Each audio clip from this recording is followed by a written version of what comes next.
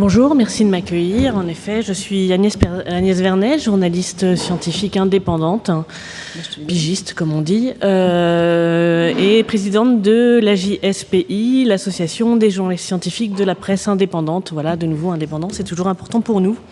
Merci beaucoup à Alexandrine de m'avoir proposé de modérer cette table ronde. Merci à l'AMSTI de m'accueillir à nouveau pour cet événement. La table ronde parle de désinformation scientifique. C'est un enjeu commun aux journalistes et aux acteurs de la communication, de la culture scientifique, technique et industrielle. C'est évident, c'est un engagement pour nous. Je ne reprendrai pas ce que Catherine a évoqué de l'engagement important que comprend nos métiers. C'est évident. Les informations, c'est une problématique désormais essentielle, en particulier pour les démocraties, donc en Europe, qui est quand même un pôle de démocratie dans le monde très important.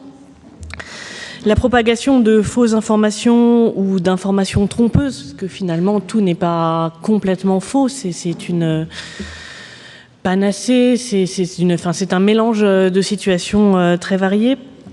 Est extrêmement important et extrêmement vif sur les sujets scientifiques. On peut se demander pourquoi les sujets scientifiques sont tellement touchés par la propagation d'informations trompeuses. Je pense que leur complexité, parfois technique, ne peut pas être niée, mais également largement parce qu'ils ont été laissés pour compte par les discussions partisanes de nos politiques, de nos dirigeants, privés ou publics. À mon sens, faute de culture scientifique, faute de comprendre réellement la manière dont la science produit ces informations, la manière dont les scientifiques débattent. C'est pour moi un rôle essentiel que les CSTI et les journalistes ont à faire, d'expliquer sans cesse comment est produit le fait scientifique, comment un consensus se construit, comment une controverse est menée, absolument pas en niant les opinions des autres, mais en accueillant de nouveaux faits dans la discussion. Et pour moi, c'est un enjeu essentiel que nous partageons. Et ces enjeux sont d'autant plus importants face aux défis que pose en effet le changement climatique, parce qu'on voit bien que ça va nécessiter une transformation profonde de nos sociétés, que plusieurs solutions se présentent à nous, et que pour les évaluer sur le plan démocratique, nous avons besoin des informations scientifiques et nous avons besoin de comprendre comment elles sont produites. Donc là-dedans, je vous l'ai déjà dit, c'est un rôle crucial pour les journalistes. Je vais pas le défendre, je pense que vous le savez comment les journalistes travaillent là-dedans, et les CSTI. Et je pense que vos lieux sont d'autant plus importants que, contrairement à nous, ils ont la confiance du public. On ne peut pas dire que malheureusement les journalistes soient vraiment appréciés du public en ce moment, alors que vous avez des lieux qui vraiment constituent des lieux de confiance pour le public, et donc votre place est vraiment essentielle là-dedans, à mon sens. Pour discuter de tout ça, j'ai le plaisir d'accueillir en ligne Roman je vais écorcher votre nom, je suis désolée, Kvatal. Je vais me permettre de lui parler en français parce que je pense que la traduction sera meilleure que mon anglais, qui est responsable des programmes de l'université de Palacký à Olomouc en République tchèque, donc ce pays que nous accueillons aujourd'hui parce qu'il succède à la présidente tournante de la France du Conseil européen pour le deuxième semestre 2022. Et autour de la table, j'ai également le plaisir d'accueillir Julien Picard-Monet. Vous êtes directeur de la publication et du développement de Curieux, un média qui est conçu par 4 centres de Nouvelle-Aquitaine. Et Olivier Boulanger, rédacteur en chef de Sciences Actualité et du Blob, 2 médias de la Cité des Sciences et de l'Industrie à Paris. Alors, ma première question était pour Roman. Est-ce qu'on va avoir Roman Oui. I can hear you. Everything is okay. Do you hear me? Formidable. Alors, Roman, vous menez des ateliers auprès de scolaires et d'adultes pour aider le public à identifier et à se protéger contre les fake news. Et vous avez eu le nez creux parce que finalement, vous avez commencé juste avant la pandémie. Pouvez-vous nous raconter ça?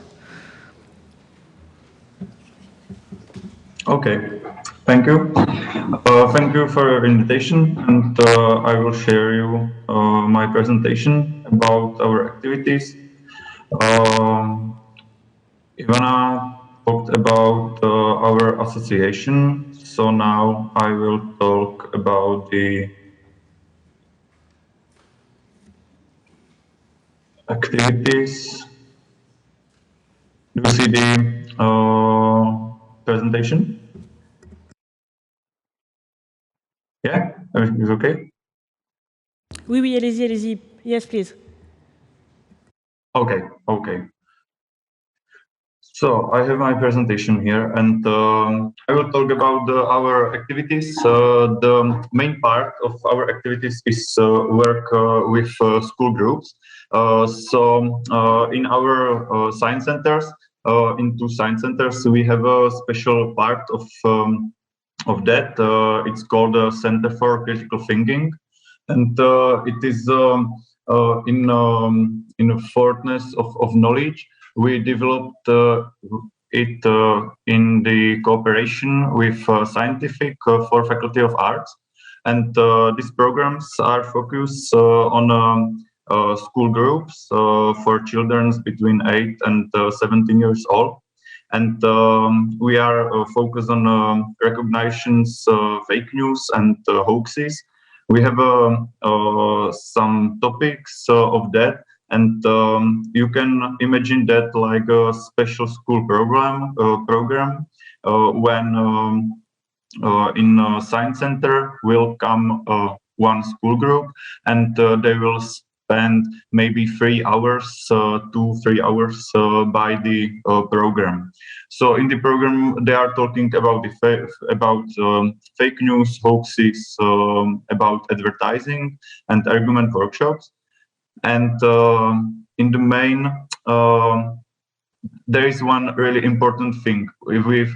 If you are talking about the hoaxes and disinformation with the children, you can't moralizing that. You should talk about that with them, and you should show them how everything working. So when we starting the program, we usually talked about the advertising in the social platforms. So one type of activity is when you take the mobile phones of the children, and you said them open your YouTube and look what you have there.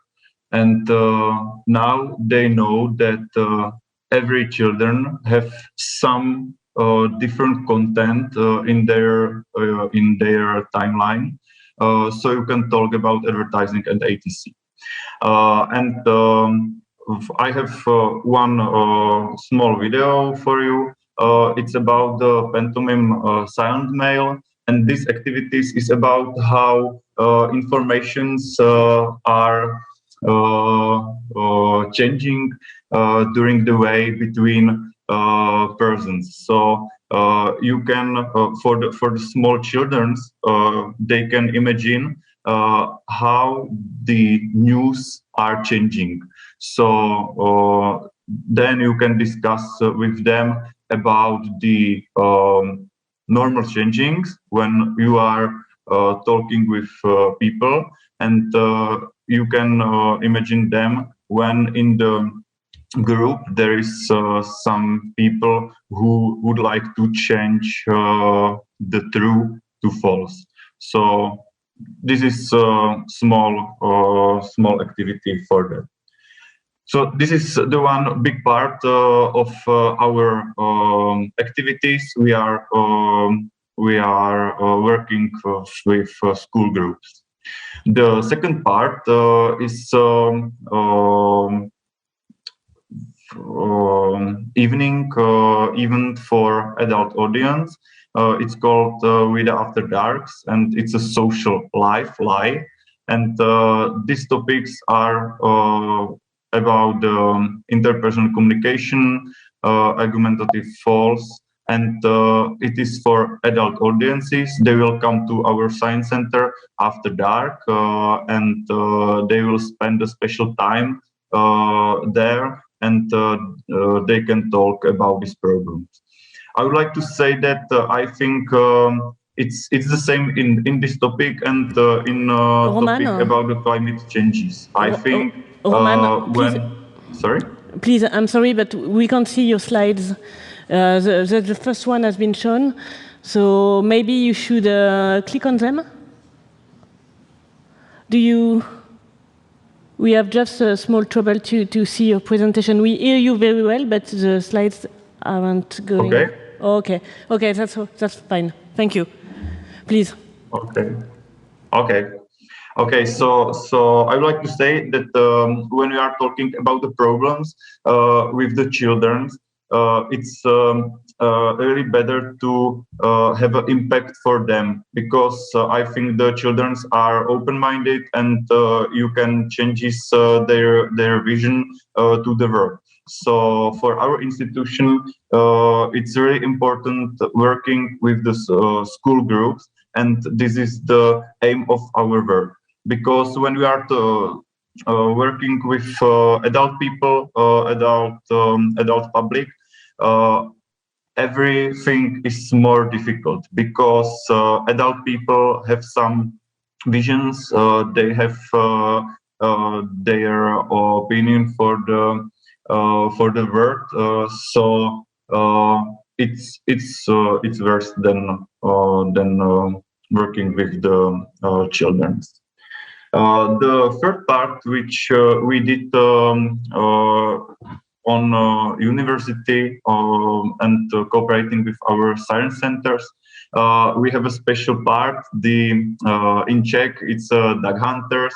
It's something like canard hunters in English. It's about the hoaxes and misinformation about the COVID pandemic. So in our university, some scientists make a group, and they reduce the misinformation about COVID-19 during the pandemic, because we think this misinformation really significantly affects society's behavior, and everything is much worse. So this part was about the Facebook and Instagram and YouTube campaign, and the scientifics take some hoaxes and write about that the truth. So this was the main part of that. And in terms of knowledge, we have a special comic book game for the youngest children. It's some storyline which goes through the expositions of the science center and teach children to recognize fake news. Because when children take special comics books and they will go across the exhibits, and they should take some informations from the exhibits and etc. And they use this information in the comics. And sometimes they find some hoaxes and misinformations, and they have to compare that with true informations, and then you can continue. So this is really for the youngest children from 3 years, but we have one more difficult part of the comics for maybe 15 years old children too. Roman, Roman, please, yeah. could you change your slides, because we just see after social life. Just to help us to follow your, yes, please. Okay, thank you very much.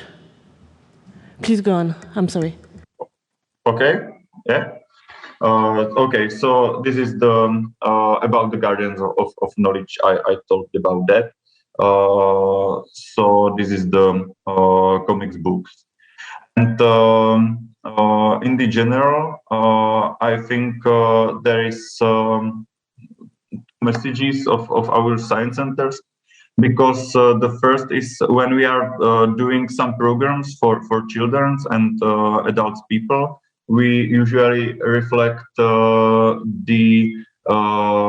literacies which we need in this century. So when children's talking about the problems like climate changes and etc., we would like to every time use some exercises from critical thinking, communication, and media and information literacy.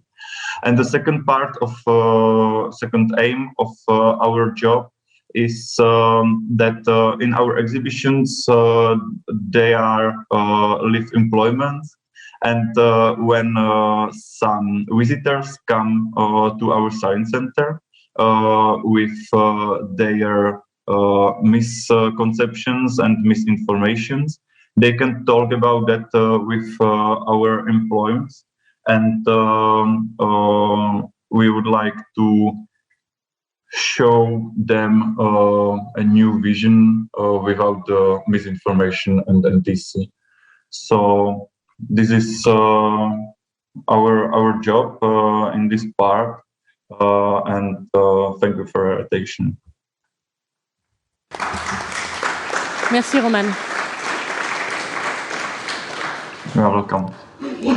Merci Roman, merci de nous avoir montré tout ce panel de propositions que vous avez autour des fake news et de la désinformation et de la lutte contre la désinformation. Julien, vous avez lancé Curieux il y a 4 ans et je crois que la pandémie et en particulier le premier confinement vous a aidé, c'est assez inattendu. Oui, alors bonjour.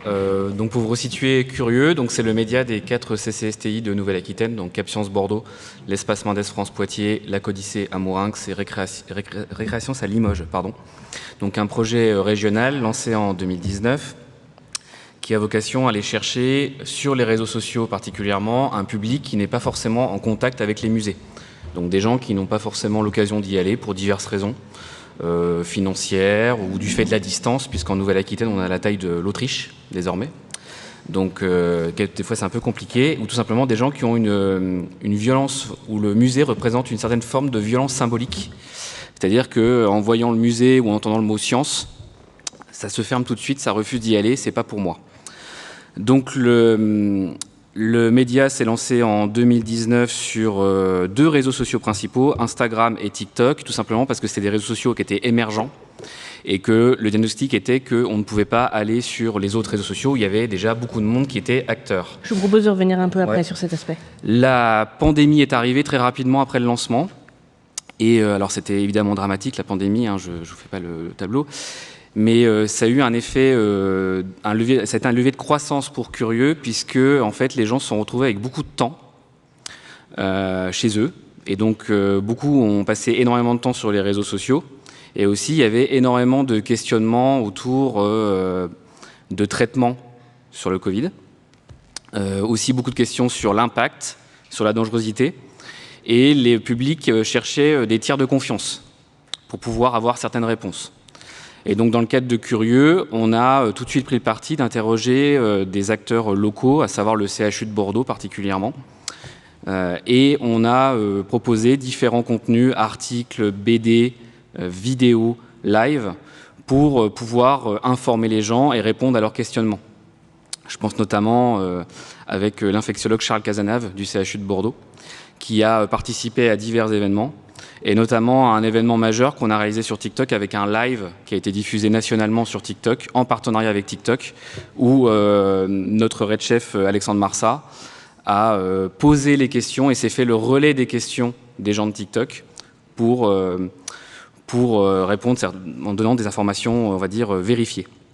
Et le levier était, juste pour vous situer, le levier était très rapide puisque désormais on a 1 850 000 abonnés sur les réseaux sociaux. Et on fait 27 millions de vues par mois sur différents contenus scientifiques. Donc en effet, ça a été un levier de croissance important pour nous. Voilà. Mais donc le premier confinement, vous m'aviez dit que c'était l'occasion pour vous de tester de nouveaux outils. Oui, tout à fait, parce qu'en fait, quand vous arrivez sur les réseaux sociaux, il faut vous adapter au format sur les réseaux. Et pour ma part, j'ai 40 ans et TikTok, forcément, c'était pas forcément ma came, pour tout vous dire. Et donc, pendant le confinement, on a énormément testé de choses. Et donc, on a pris énormément de bids, voilà, je le dis ici, avec des 50 vues, 100 vues, 150 vues, jusqu'au jour où il y a eu un déclic, où j'ai compris comment on allait faire. Et donc, le déclic a été opéré, et là, tout de suite, on a pris une croissance incroyable, TikTok étant un outil incroyable en termes de puissance, puisque dès l'instant qu'on a lancé les nouveaux formats, on a pris 300 000 abonnés le premier mois, 200 000 abonnés le deuxième, et on est très rapidement arrivé à 1 million d'abonnés sur TikTok. Et on est devenu un peu le média scientifique de TikTok, quelque part. Et sur Instagram, la croissance aussi a continué à augmenter. Et alors, je me souviens plus exactement des chiffres parce que ça monte très très vite, mais on a rapidement passé les 100 000 abonnés sur Instagram également, du fait de ce confinement. Voilà. Merci pour cette première réponse. Olivier, l'histoire de Sciences à l'actualité est plus ancienne. Je me permets de te vous voyer, si c'est possible. Oui, ça fait donc plusieurs années que des journalistes travaillent à la Cité des Sciences et de l'Industrie. Est-ce qu'on s'en étonne encore? Est-ce que c'est un atout pour intervenir et lutter contre les fake news? Alors, pour rappeler effectivement notre activité, je crois que c'était, en tout cas à l'époque, c'était inédit, en 1986, à l'ouverture de la Cité des Sciences, il y a eu la création d'une rédaction de journalistes scientifiques qui existe toujours, qui s'appelait Sciences Actualité. Voilà, on voit le... Donc ça c'est la... Je vais avancer peut-être après avec les flèches. Il y avait plusieurs idées derrière cette rédaction. C'était de pouvoir couvrir déjà l'actualité scientifique, ce qui est parfois difficile à faire avec des grosses expositions. Avoir aussi un regard critique, un regard journalistique sur l'actualité. Et donc ça, on le fait depuis 1986 à travers des supports qui ne sont pas des supports papier. Historiquement, on est une salle d'exposition qui a évolué. Aujourd'hui, ça ressemble à ça. Là, on est à la Cité des Sciences et de l'Industrie. Et on présente ça un petit peu comme un magazine à visiter avec des formats très très différents. On a des actualités courtes comme ici, des images, des brèves. On a beaucoup de vidéos aujourd'hui qu'on peut consulter. On a même des posts en 300, on a des reportages à 360 degrés. On essaye de suivre un petit peu les nouveaux supports. Et puis on a des grands dossiers qui sont des dossiers multimédia. Vous voyez, il y a de l'écrit, il y a beaucoup d'écrit d'ailleurs. Il y a de l'écrit, il y a de la photo, il y a de l'audio, de la vidéo, des infographies, il y a des quiz. Il y a des dispositifs multimédia pour faire intervenir les visiteurs. Ils peuvent donner leur avis en vidéo. Et aujourd'hui, on a, alors, pour une raison, on a eu un petit dégât des eaux l'année dernière. Là, on est sur un espace provisoire. Et donc, vous voyez l'espace actuel. Et ce qui nous réunit ici, c'est aussi l'Europe. Vous voyez, là, on a fait un sujet spécial Europe avec des nouveaux supports, notamment des infographies géantes. Il y en a une qui est exposée à l'entrée de la salle. Et on retrouve les fameuses vidéos. Et on est aussi disponible sur le web, sous un autre nom, le Blob. Vous avez l'adresse en dessous. On présente essentiellement des vidéos, mais aussi des articles et des dossiers, et notamment les dossiers qui sont présentés sur l'espace d'exposition, toujours avec un regard journalistique. Et là, vous avez 4500 vidéos en libre accès autour de l'actualité scientifique. Alors, bien entendu, la question des fake news, elle s'est posée. Elle s'est pas posée au début de l'histoire de Sciences Actualité. Elle s'est posée assez récemment, finalement, avec le développement des réseaux sociaux, avec l'apparition la prise de pouvoir de Donald Trump aussi, et puis depuis la pandémie, énormément. Et donc, on s'est posé la question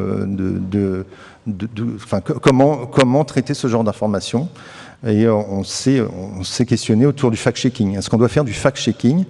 La réponse, en fait, elle est arrivée assez vite. Le fact-checking, c'est quelque chose d'assez conséquent. Et notamment, si vous regardez les rédactions... je finis ma phrase, c'est ça? Oui, c'est toujours avec le fact-checking, on le garde pour un petit peu plus tard. Bon, d'accord. Alors, du coup, je résume juste. On fait pas de fact-checking, mais on a quand même des productions qui tentent de répondre justement aux infox. Et puis, du coup, peut-être qu'on détaillera après. Voilà.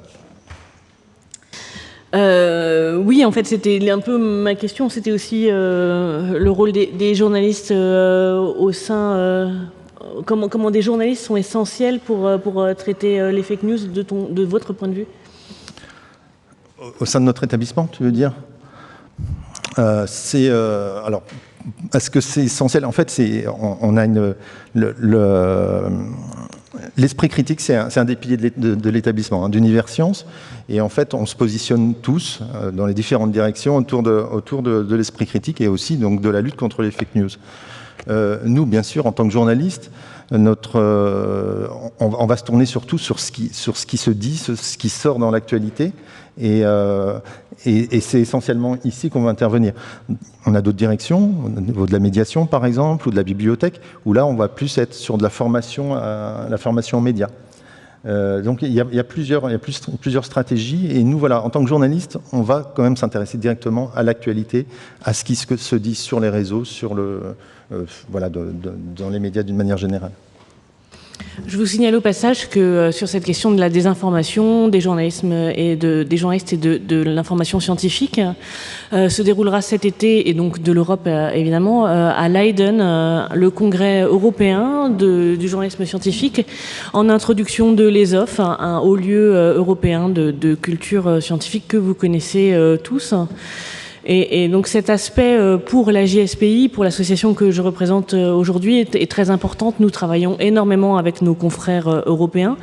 Nous développons des bourses d'enquête transnationales européennes pour aider les journalistes à travailler sur le changement climatique.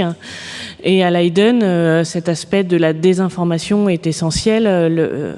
Elisabeth Bick, que vous connaissez certainement tous, la microbiologiste qui traque les fausses images et les erreurs dans les publications, les erreurs volontaires, bien souvent, parce que quand on fait un copier-coller avec une photo, c'est difficile de faire croire que c'était une petite erreur de manipulation. Et qui est donc un fer de lance de la lutte contre la désinformation scientifique, sera l'invité principal de Leiden. Et nous sommes pas peu fiers de dire qu'une autre invitée importante et Lise Barnéou, ma consoeur, membre de la JSPI, qui interviendra sur le Covid pour lutter contre la désinformation. Donc ça, c'était un petit point journaliste Europe des informations. Mais donc justement, Julien, vous avez aussi une équipe de journalistes importante, mais il n'y a pas que des journalistes à Curieux. Vous pouvez nous expliquer comment vous avez articulé ces différents métiers? Alors, l'idée de Curieux, c'est pas que le digital vienne empiéter sur le terrain du territorial. Donc c'est une interaction, c'est un média digital et territorial. Donc les équipes des centres produisent du contenu, donc régulièrement des médiateurs dans les expositions ou lors d'animations font des vidéos qui sont produites et diffusées après sur Curieux. Et dans l'équipe Curieux, on a 8 journalistes. Enfin, je vais peut-être simplement vous expliquer l'organisation. On a du côté les producteurs et d'un côté le diffuseur. Diffuseur, c'est une social media manager qui est donc responsable de mettre le contenu là où il est le plus approprié, de voir s'il faut peut-être changer certaines choses ou ne pas le publier parce que ça ne correspond pas à la cible. Et de l'autre côté, vous avez les producteurs. Donc tout ce qui est article, live est géré par une équipe de journalistes, 8 journalistes, dont le Red Chef Alexandre Marsat. Et vous avez à côté les producteurs de BD et de vidéos qui ne sont pas des journalistes. Là, c'est des vulgarisateurs et des médiateurs qui produisent des vidéos en motion design ou qui vont interviewer des chercheurs, par exemple. Est-ce que ces différents métiers, finalement, vous aident à intervenir, donc vous nous l'avez déjà dit, sur des médias sociaux émergents, donc avec une culture de l'image et une relation au public très différente de celle qu'on connaît avec les médias traditionnels? Alors, ce qui est vraiment très chouette sur les réseaux sociaux, c'est qu'on peut vraiment être agile. C'est-à-dire, on teste plein de choses, et si ça ne marche pas, on le retire. Et si ça fonctionne, on continue à le faire. On a un peu la même idée, c'est-à-dire qu'on rebondit sur l'actualité. Ce matin, en venant sur le trajet, j'ai reçu un SMS de mon équipe en me disant « L'UNESCO vient de classifier les villes côtières de la mer Méditerranée dans le programme Tsunami Ready ». Donc un programme annonçant que les villes côtières de Méditerranée étaient potentiellement, il y avait un risque de tsunami. Ben voilà, hop, c'est un super sujet, on va le traiter, demain c'est sur Curieux. On est hyper réactif à l'actualité, on est hyper dans le suivi, on fait beaucoup de benchmarks sur ce qui se passe à l'étranger et en France. Et le point fort, enfin, de Curieux, c'est qu'en ayant des journalistes et en ayant des vidéastes vulgarisateurs, c'est que c'est pas du tout le même regard, c'est pas du tout le même mode de consommation d'informations, c'est pas les mêmes formats, et donc du coup, il y a des remontées dans tous les sens et des idées dans tous les sens. Et c'est grâce à ça, en fait, à cette pluralité de vision et de consommation d'informations, que Curieux, c'est hyper riche et que les angles sont hyper différents et qu'on attire un public qui va de 13 à 40 ans, si je devais schématiser. Olivier, vous avez également collaboré à un certain nombre de projets qui se sont diffusés à la fois sur les réseaux sociaux et sur des médias traditionnels. Est-ce que vous pouvez nous présenter? Je pense notamment à cette collaboration avec Arte, qui est certainement chère à l'Assemblée qui nous écoute, en tout cas pour sa partie strasbourgeoise. Oui, tout à fait. Oui, comme je disais, on ne se positionne pas comme une équipe de fact-checking. Néanmoins, on a des productions qui s'en rapprochent. Et dès 2018, on a lancé la série Data Science versus Fake, qui se rapproche un petit peu des formats réseaux sociaux, tout en étant quand même un dispositif. Enfin, ce sont des vidéos, hein, très clairement, ce ne sont pas des sujets interactifs, et donc qui me permettent quand même d'être diffusés assez facilement, soit à la télé, soit sur YouTube. Et là, on a abordé beaucoup de sujets. On essaie de démonter des sujets. Voilà, par exemple, comment mesure. Alors, il y a une trentaine il y a exactement 31 sujets sur 3 saisons, en fait. Et au début, on pose une question. La foudre ne tombe jamais 2 fois au même endroit, par exemple. Et on essaie de démonter ça. On est parti sur des formats très courts au départ, des formats d'1 minute 30. Et j'ai le temps d'en mettre un ou pas? 1 minute 30. Et du coup, je vais vous en montrer un. Et puis, je vous expliquerai pourquoi on les a fait évoluer. Donc, normalement, si je lance... On entend parfois dire que la foudre ne tombe jamais 2 fois au même endroit. Qu'en est-il réellement ?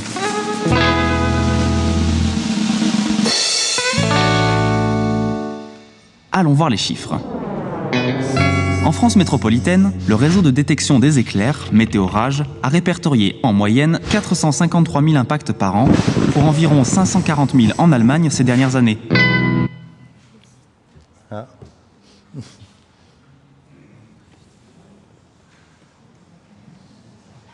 On entend parfois dire que la foudre ne tombe jamais 2 fois au même endroit.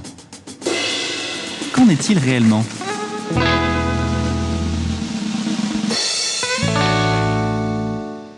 Allons voir les chiffres. En France métropolitaine, le réseau de détection des éclairs, Météorage, a répertorié en moyenne 453 000 impacts par an, pour environ 540 000 en Allemagne ces dernières années. Et 1,4 milliard sur la planète, soit 44 coups de foudre par seconde.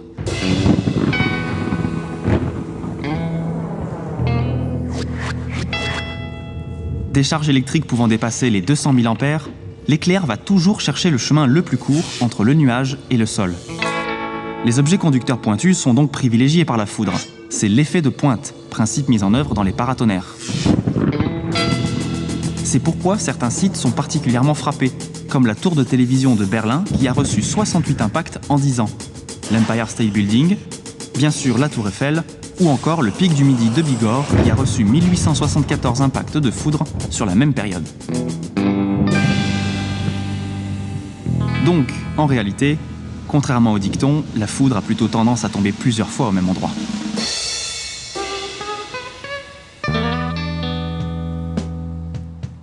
Voilà, ça c'était un exemple de data science versus fake.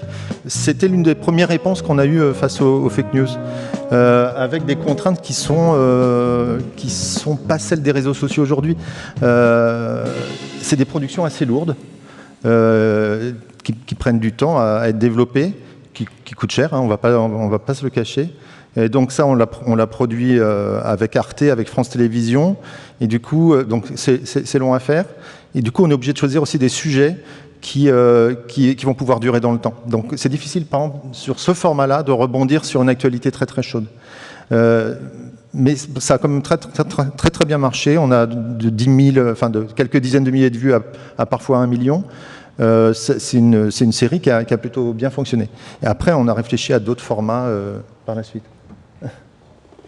Non, je t'en prie, pardon. Mon idée, c'était de voir un petit peu aussi comment le format live, est-ce qu'on pourrait en voir un exemple d'un de vos formats live? Parce que normalement, c'est... Ouais. Pour voir comment un format live permet aussi d'être peut-être plus réactif, mais avec un traitement de l'information différent.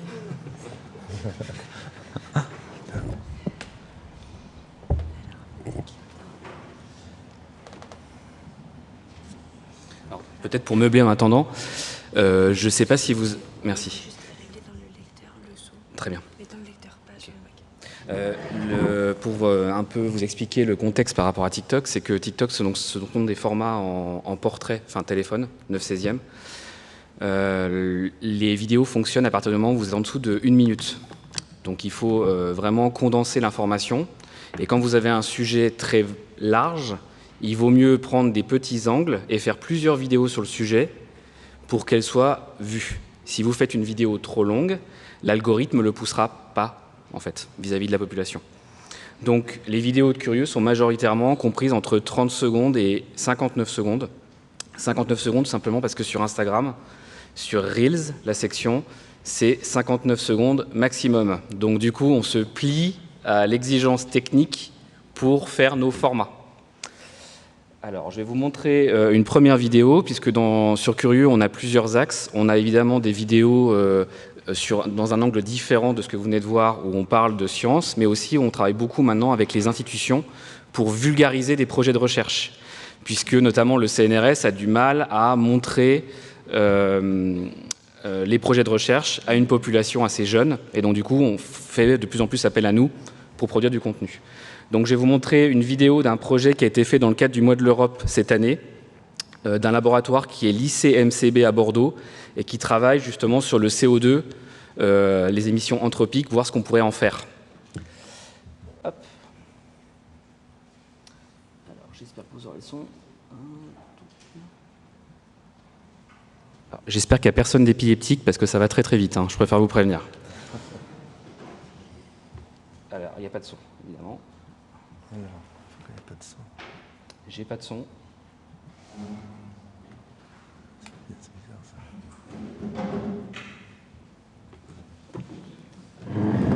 Je suis pas familier de Mac, donc. Je sais vous aider. Tiens, on va le mettre en grand. Oui, on n'est pas encore tout à fait OK sur les formats hybrides, réunions réelles, réseaux sociaux, mais on va y arriver.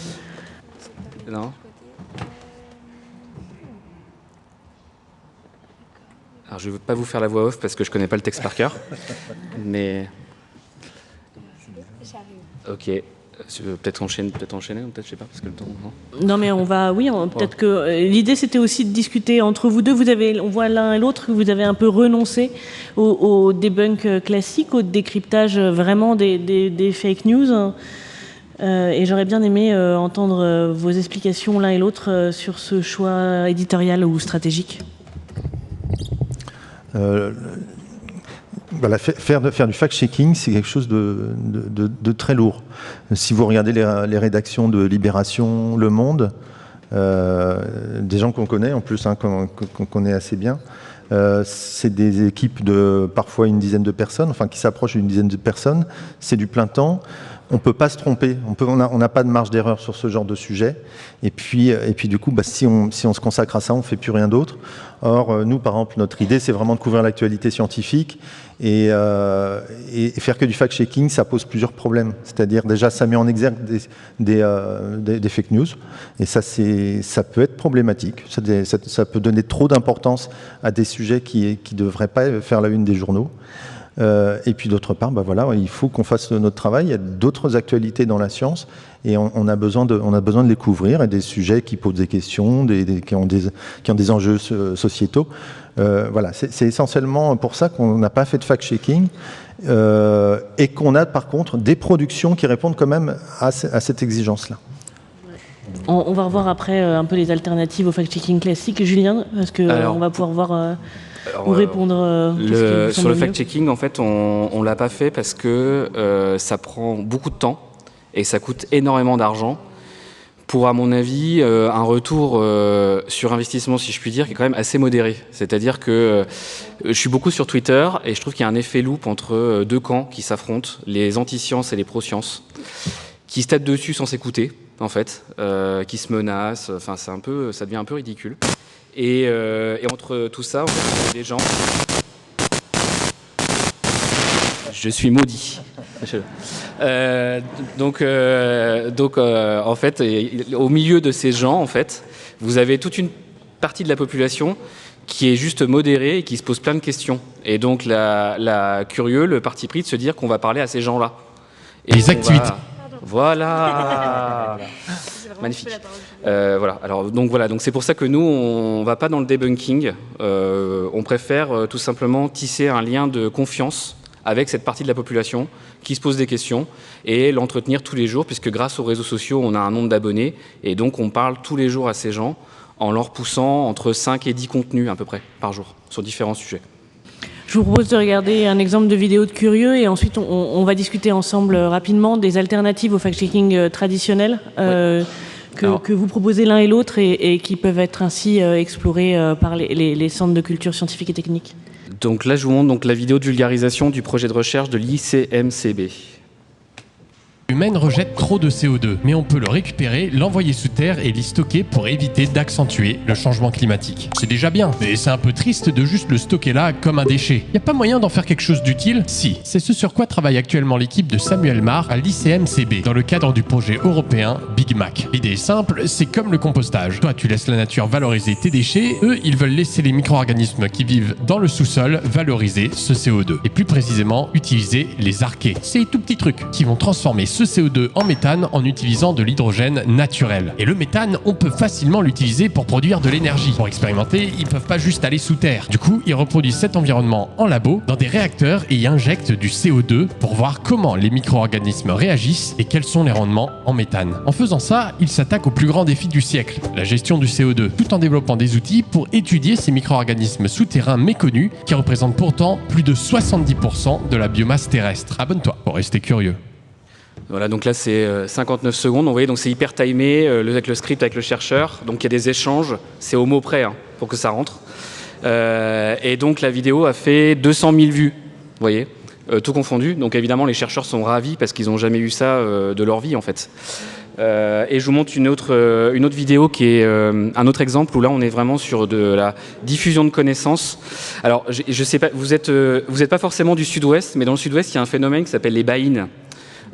Qui génère environ malheureusement 30 à 40 décès par an de gens qui se noient, qui viennent en vacances, parce que en fait, si vous voulez, c'est très méconnu et c'est des courants marins qui emportent les gens vers le large et malheureusement, ils ont la mauvaise idée de vouloir lutter contre le courant et donc ils se fatiguent et se noient.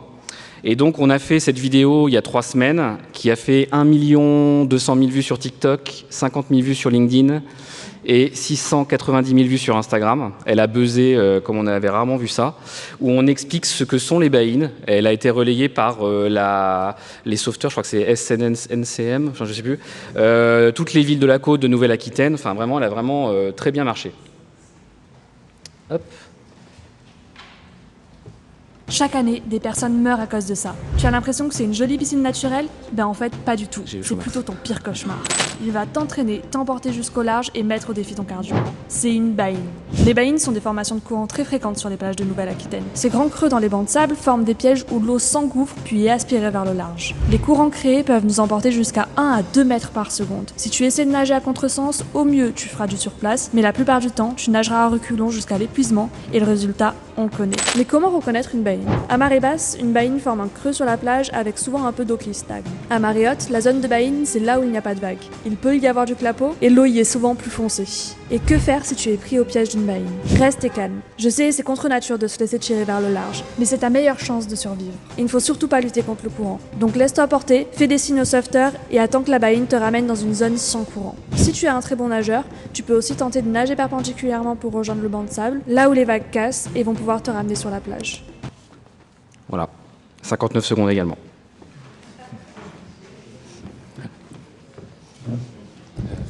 Merci Julien. Et donc après ça, je me demande en fait si Roman a une de ces vidéos qui montre sur Facebook qui peuvent être présentées également pour qu'on voit un petit peu un panel de propositions. Roman, est-ce que vous pensez qu'on peut voir une de vos vidéos? Alors il y a encore un souci technique, j'en demande trop? Non, ça marche bon.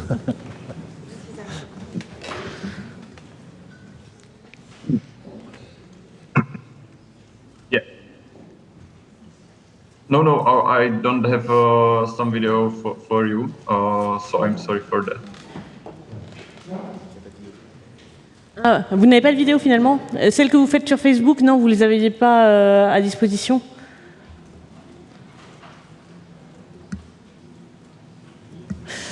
Bon. No, I don't have, because we didn't have a campaign of the videos, so we have only some texting messages. And that was about the fake news from the scientists, and they usually write some special text, but that not about the videos. Ok. So, sorry. Merci Roman. Pardon. Est-ce qu'on pourrait parler un peu des alternatives au fact-checking classique? Olivier, vous avez un programme assez intéressant. Une approche originale un peu franco-canadienne, donc on sort du périmètre européen, mais qui mérite d'être précisé. Oui. On est quand même suisse et belge, on est aussi en Europe. Comme je l'ai dit, on ne fait pas de fact-checking au sens strict, ou alors on le fait de manière très très large parce que c'est difficile à suivre. Et puis aussi, on a une production qu'on doit assurer en termes. On fait des expos, et on a un site web qu'on doit alimenter aussi. Par contre, on s'est posé la question comment couvrir cette thématique-là sans justement faire ce qui a déjà été fait. Le fact-checking, il est très bien fait par des collègues. J'ai évoqué Libération ou Le Monde, par exemple. Il y en a d'autres. Comment aborder les mêmes sujets, mais avec un angle un peu différent. Et il y avait un angle qui nous paraissait intéressant, c'est que face aux infox, et notamment aux infox scientifiques, les scientifiques se mobilisent. Et c'est ce qui nous paraissait intéressant, c'est-à-dire mettre en avant, non pas le debunking d'une infox, mais plutôt ce que les scientifiques ont mis en œuvre de leur côté pour combattre ces informations fausses. Et donc on a créé une série vidéo, Infox Riposte, dans un format assez YouTube, dans un format très qui correspond un peu au standard de YouTube. Et on l'a fait de manière incarnée. On a fait appel à un YouTuber canadien, Thomas Gauthier, qui est quelqu'un qui a beaucoup d'énergie et qui porte vraiment ce sujet-là. Et finalement, c'est un dialogue entre Thomas Gauthier et un chercheur. Et les chercheurs, il faut voir la série. Moi, je peux vous montrer un extrait, en tout cas, c'est 1 minute, c'est le teaser. Les scientifiques ont vraiment joué le jeu, et ça donne un format qui me paraît intéressant, qui permet d'aborder cette thématique-là sans faire ce qui a déjà été fait. Alors, on va basculer juste sur la vidéo, et puis voilà. Ouais. C'était la diapo. Sinon, celle-là, voilà. On va à plein écran, puis voilà.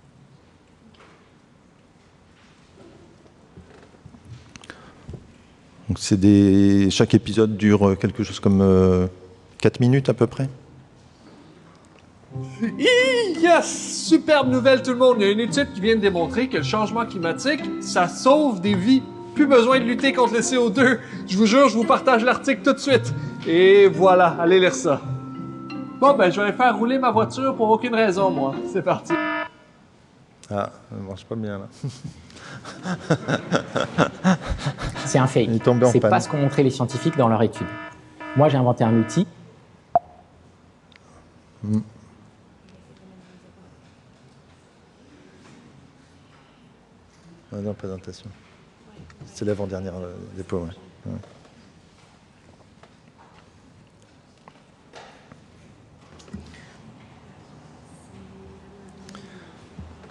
Ouais, c'est là. Juste à la lancer. Ah bon?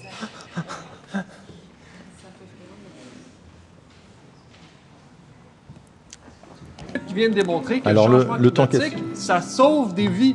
Plus besoin de lutter contre le CO2. Je vous jure, je vous partage l'article tout de suite. Et voilà, allez lire ça. Bon, ben, je vais aller faire rouler ma voiture pour aucune raison, moi. C'est parti. Attends, Thomas. C'est un fake. C'est pas ce qu'ont montré les scientifiques dans leur étude. Moi, j'ai inventé un outil pour donner la parole aux scientifiques du climat et rétablir la vérité. Allez, on en parle.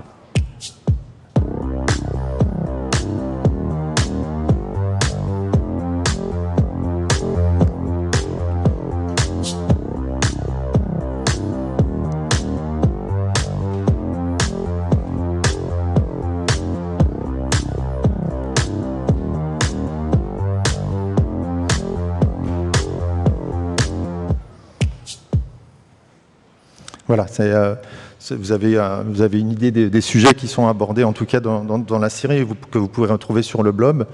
Donc format relativement court, hein, on est quand même 4-5 minutes, avec des codes réseaux sociaux, mais plutôt YouTube que Instagram ou TikTok.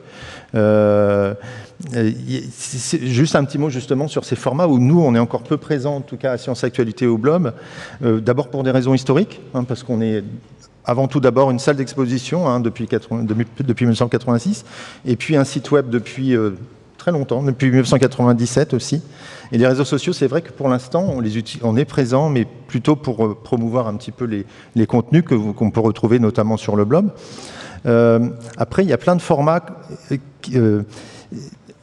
On voit une limite dans les formats actuels. Alors, ça ne veut pas dire qu'on ne va pas y aller. Mais par exemple, les formats de type TikTok ou même brut, hein, le format brut que vous connaissez sans doute, nous paraît contraignant pour certains types de sujets. Il y a des sujets qui ne s'y prêtent pas, des sujets qui sont complexes.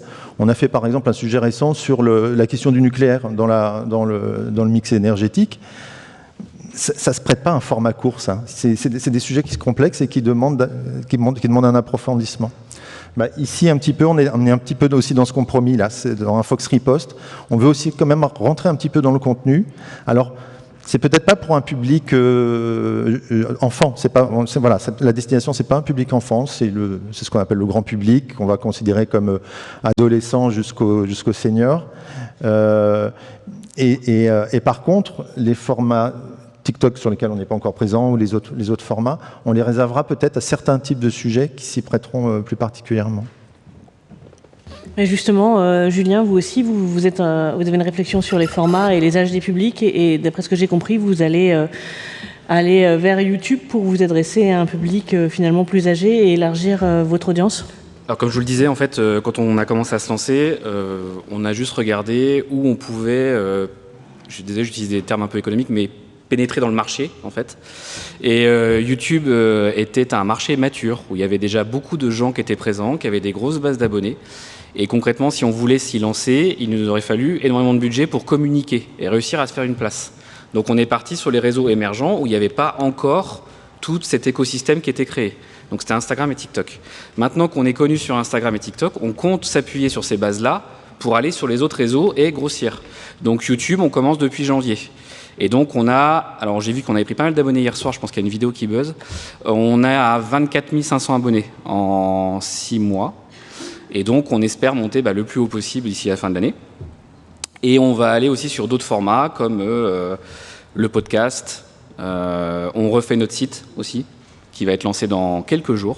Il est en recettage. Et tout ce qui n'était pas des enjeux au départ, maintenant on va le devenir.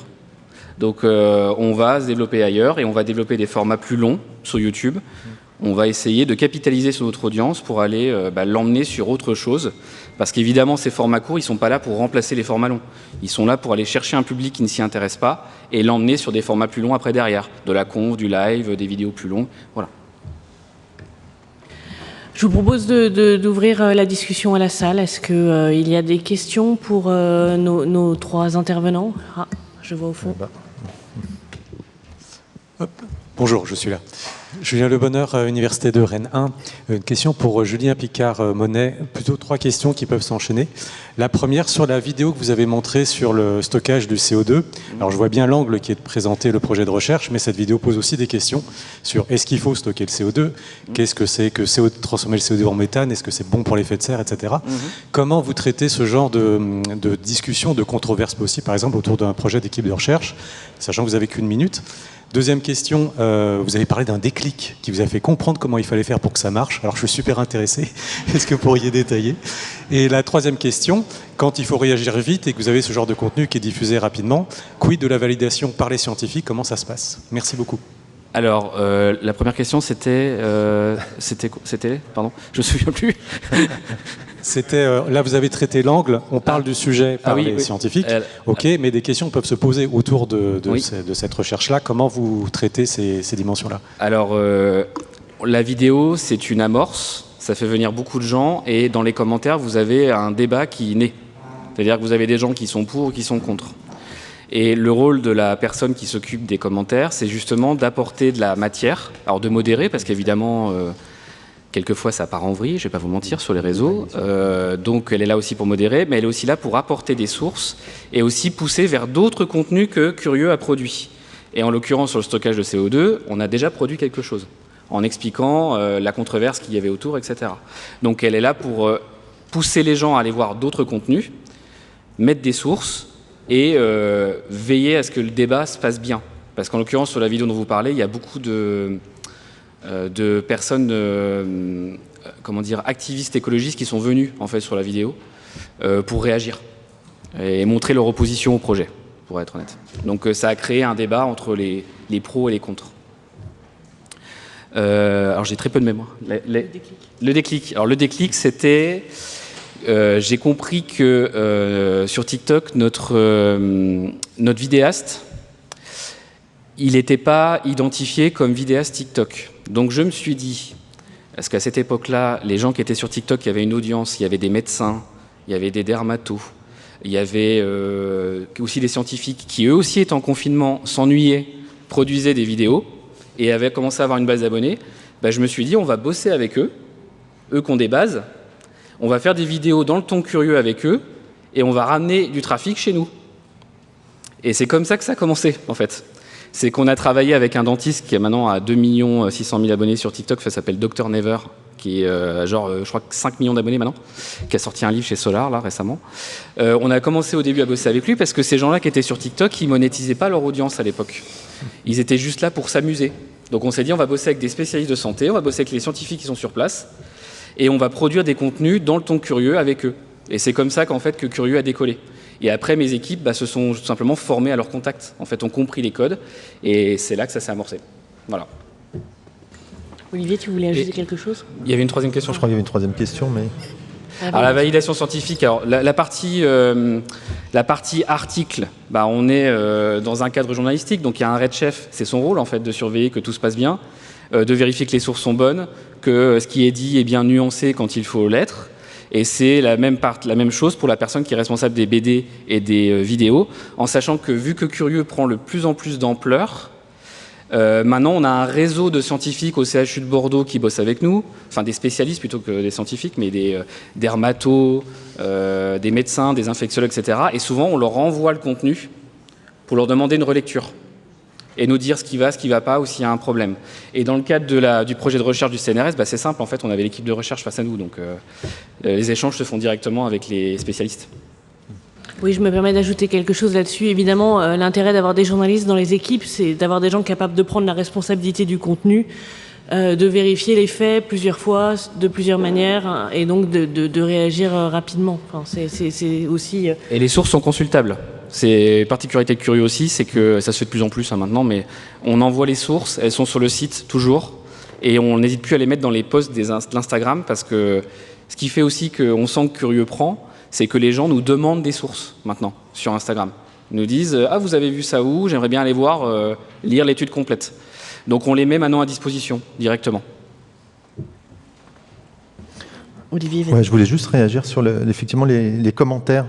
On a aussi des vidéos qui sont sensibles, hein. On a des sujets Il y a des sujets sur les pesticides, par exemple, sur le nucléaire, on vient de faire une vidéo sur l'histoire de l'Ukraine en réaction aux événements actuels. Il y a des réactions vives dans les commentaires. Et on se pose la question parfois de les supprimer, hein, ou en tout cas, on se demande ce qu'on va faire de ces commentaires. Et finalement, très très vite et très très naturellement, s'instaure un discours, une discussion entre des gens qui sont pour, qui sont contre, et qui devient finalement assez constructive. Et la plupart du temps, on ne supprime pas les commentaires. Et finalement, on se dit que ces vidéos ont une certaine utilité. Il y a un discours qui s'installe. Merci. Je vois qu'il y a une autre question dans la salle ici. Oui, merci François Joyec, Instant Science. Je voulais savoir si on évalue l'impact en profondeur de ces vidéos au-delà de la mesure du décompte du nombre de vues. Et comment on peut le faire ? Alors en fait, vous avez des analytiques sur les réseaux sociaux qui vous permettent de regarder le temps de visionnage des personnes en moyenne. Vous avez ce qu'on appelle le taux d'engagement aussi, qui permet de voir le nombre d'interactions sur les contenus. Et tout simplement, également, on fait beaucoup d'opérations avec les musées. Je pense notamment à CapScience. On fait énormément de choses avec CapScience, où on essaie en fait de relayer les personnes dans les vidéos en disant d'aller voir CapScience. Et les médiateurs de CapScience remontent sur le terrain en disant « je suis venu par la vidéo de curieux », en fait. Donc c'est des mesures comme ça, c'est-à-dire qu'on a une mesure terrain. Et puis on a aussi tout simplement les métriques habituelles qui sont utilisées sur les réseaux sociaux pour voir si les gens regardent vraiment la vidéo, si c'est pas juste marqué vu et que les gens vont arrêter au bout de 2 secondes. Regardez combien de temps ils ont regardé, s'ils ont interagi, s'ils ont partagé, s'ils ont commenté. Olivier ? Ce qui est intéressant aussi, c'est que les formats longs fonctionnent aussi. Des formats de 40 minutes, ça peut fonctionner. Et ils sont suivis. Et de plus en plus. Je pense que il y a des formats courts qui doivent être efficaces, hein, comme ceux de TikTok, etc. Mais on peut se permettre aussi des formats très longs, que ce ne serait pas autorisé au début d'Internet, ou même il y a encore quelques années. Des formats de 40 minutes, voire 50 minutes sur Internet, aujourd'hui ça fonctionne. Alors, pas forcément dans une vidéo, pas forcément dans du documentaire ou du reportage, ça peut être simplement de l'interview ou de la discussion, un peu, hein, comme beaucoup de discussions sur YouTube. Ça fonctionne, et notamment autour des sujets d'actualité. Roman, est-ce que vous voulez ajouter quelque chose sur cette interaction avec les publics ? I can see that. I can say that we don't have some special videos about that. We usually use only promotions videos. But when we would like to educate somebody, we make the special podcast about the financial literacy, and we make it with one big bank in Czech Republic. And how you use this podcast?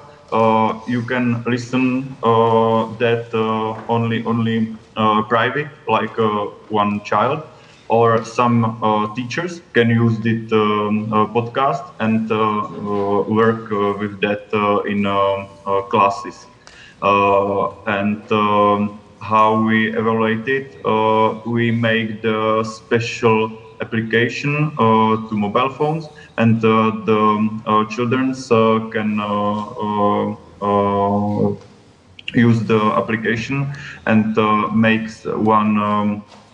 It's something like a competition in financial literacy, and they collect the coins, and who has the most coins, they can win some special prizes like iPad or ATC. So the impact we can see in this application. Merci Roman. Est-ce qu'il y a une autre question dans la salle ? Oui, bonjour, Laurent Chicono qui est des Si savoirs. je puis me permettre, ce sera juste la dernière parce que mon équipe me signale qu'on est dans les temps qui nous sont impartis. Donc l'émission est terminée. Donc juste rapidement, et Julien a commencé à l'aborder, ma question elle porte sur l'articulation entre le centre de sciences, le musée et le média que vous nous avez présenté, puisque ce qui est un peu troublant, c'est de voir que, y compris dans la dernière présentation du Blob, la marque Univers Sciences disparaît complètement. Enfin, on ne parle pas ni Cité des Sciences, ni Palais de la Découverte, ni Univers Sciences. Alors j'imagine bien que c'est volontaire, mais quelle est la logique qui vous amenait à faire ça? Curieux, c'est pareil, vous avez dit que c'était 4 CCSTI qui étaient à l'origine de ce projet. On les voit, ils sont jamais cités, enfin on les voit jamais. Et j'ai l'impression aussi, quand ce que vous avez dit par rapport au journalisme qui vérifie ses sources, etc., dans les centres de culture scientifique, dans les musées, on a aussi des médiateurs, on a des responsables d'expo qui vérifient leurs sources, qui ne disent pas de bêtises, qui apportent des contenus qui sont validés et qui sont en interaction avec le monde scientifique. Donc comment vous articulez tout ça? Julien a commencé à en parler un petit peu dans le retour du public, mais au niveau des équipes professionnelles, comment ça se passe? J'ai vraiment l'impression que c'est très clivé, que vous êtes très à part finalement du reste du musée. Ouais. Alors, je peux vous faire un petit historique de comment ça s'est passé quand je suis arrivé. Quand je suis arrivé, j'étais très très mal accueilli dans les centres. Je vais vous le dire, j'étais vu comme le suppôt de Satan, les réseaux sociaux, etc. Ça s'est très très mal passé. Donc du coup, il a fallu faire une acculturation des réseaux sociaux dans les musées pour expliquer en fait que c'était pas un ennemi, que ça pouvait interagir. Et que le format court n'était pas forcément un format mauvais. Il suffisait juste de bien choisir ses angles et ses sujets, et qu'on pouvait faire des formats super intéressants et efficaces, sans pour autant mettre de côté la qualité, quoi, je dirais. Et le fait est qu'on a fait énormément de tests avec les médiateurs des centres, et je dis pas ça parce que Marianne est dans la salle, mais quand même un peu. CapScience a été dans les premiers à tester beaucoup de choses, notamment avec quelques équipes de médiateurs qui, ils ont plutôt généralement entre 18 et 25 ans, donc ils connaissent les réseaux sociaux, ils ont leur propre compte. Et en fait, le parti pris de CapScience a été de se dire, vous avez des expos qui sont là, prenez vos téléphones, allez-y, produisez du contenu. Et donc ils sont partis comme ça dans l'expo, et ils ont essayé d'interagir avec les modules. Là en ce moment il y a Coresport qui est à CapScience. Ils ont utilisé les modules interactifs pour montrer certaines choses et faire passer certaines informations. À l'étage il y avait Mathissime qui est une exposition sur les maths. Et il y a Antoine, un des médiateurs, qui adore faire des vidéos TikTok, c'est genre devenu sa passion. Donc il a fait 1 million de vues récemment sur TikTok. Je pense qu'il est super fier quand je le croise. Et en fait, ils vont dans les expos et ils scénarisent un petit peu. Ils reprennent les informations qu'il y a sur les différents panneaux et ils reproduisent ça en fait version vidéo courte adaptée à TikTok. Et donc ce contenu-là, il est poussé sur CapScience, sur les comptes de CapScience, pour donner envie aux gens de venir dans le musée. Parce qu'à chaque fois dans la légende, vous avez c'est en ce moment, venez, machin, etc. Et après, nous, on reprend le contenu et on le diffuse aussi sur Curieux, en taguant CapScience. Et donc, c'est comme ça commence à se faire avec tous les centres. CapScience est très en avance. Mendes France commence à le faire. Récréascience le fait, mais comme ils n'ont pas de lieu d'expo, on est plutôt sur de l'animation. Donc là, c'est toutes les itinérances d'animation. Ils reproduisent avec l'azote liquide les animations. Et à la fin, c'est toujours pareil en disant si ça vous intéresse, venez, on est cette semaine à Guéret dans la Creuse pour voir l'expo, enfin pour faire l'animation en direct. Par rapport à la marque sur Curieux, c'était un parti pris de départ de prendre Curieux comme marque, parce que l'analyse, elle était aussi qu'il y avait une défiance vis-à-vis des institutions. Comme on a une part de subvention du conseil régional ou de ministère et autres, et qu'il y a tout un public qui part du principe que si vous êtes subventionné, c'est que potentiellement il y a une interaction avec l'État, et qui est parfois vu comme aussi le suppôt de Satan, quoi. Et donc on s'est dit, on va prendre une marque ombrelle, positive, avec un mot qui est super positif en ce moment dans l'actualité, et on va s'en servir pour communiquer auprès de ce grand public et de ne pas lui faire peur. Donc c'est parti comme ça. Mais CapScience Mendes sont montrés, mais dans les vidéos, quand ils communiquent, quand ils font des vidéos de les animateurs, ils sont montrés. Ils ne sont pas du tout cachés, c'est juste que la marque, elle est ombrelle. Et puis aussi, en passant, entre parenthèses, si on avait mis CapScience, Mendes France, Récréascience, le média, ça aurait été un peu pourri. Donc c'est aussi pour ça qu'on a choisi un mot court. Olivier, sur l'interaction avec l'institution et également l'importance, finalement, la coopération journaliste-médiateur et comment c'est médié. Oui. Il n'y a pas de concurrence en fait entre journalisme et médiation et ça s'articule assez bien en fait. Je le résume souvent assez simplement de la manière suivante. Nous, c'est l'actualité qui dicte nos sujets. Et la vulgarisation, pour nous, c'est un outil, c'est pas une finalité.